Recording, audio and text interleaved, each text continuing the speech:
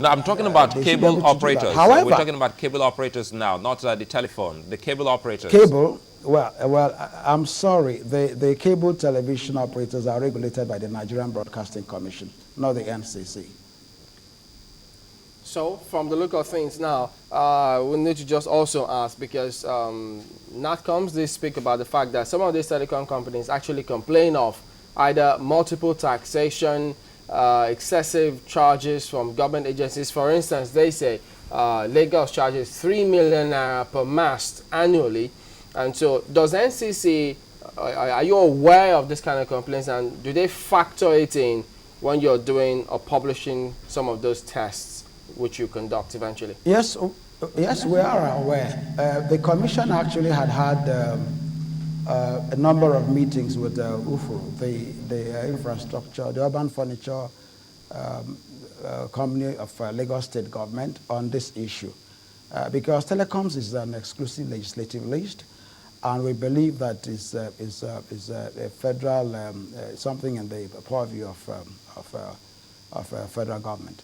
Of course, that meeting has been ongoing because it has kind of slowed down rollout of infrastructure in Lagos. And this also has contributed to some quality of service issues that you're having in Lagos State. But nonetheless, when we were in Dubai for the ITU Telecom World, the Vice President led the Nigerian delegation. And this was one of the issues that was discussed. And about some weeks ago, the Minister of Communication Technology made a presentation to the National Economic Council on this matter.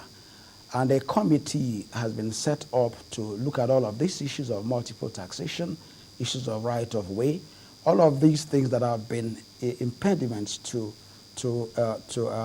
infrastructure expansion in the networks. And they have been asked to submit their report by February of next year. Now, what this is intended to do is to, at that level of National Economic Council, address the issue of multiple taxation and right-of-way, so that there will just be a blueprint, I believe, that would address the issues of how these infrastructures are rolled out across the states and the local governments.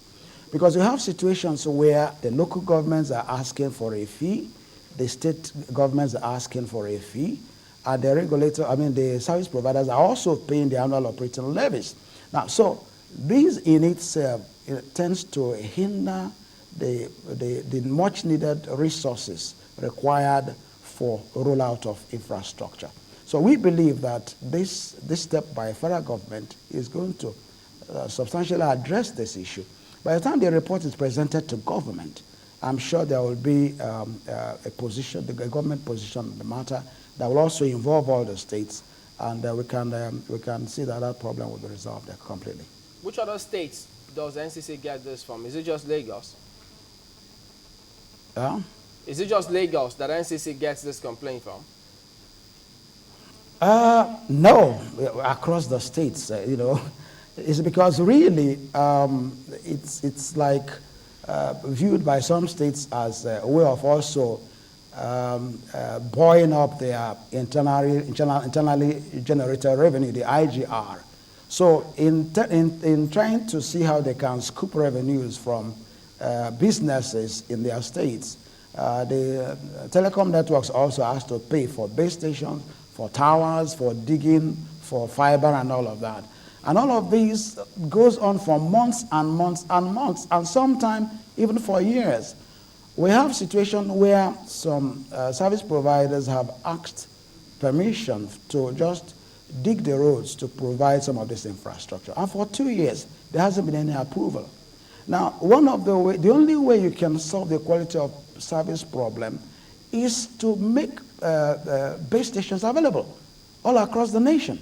But if you don't have, and then also to provide infrastructure such as fiber optic laid all across the nations to provide the necessary bandwidth to give us the kind of quality of service that we require.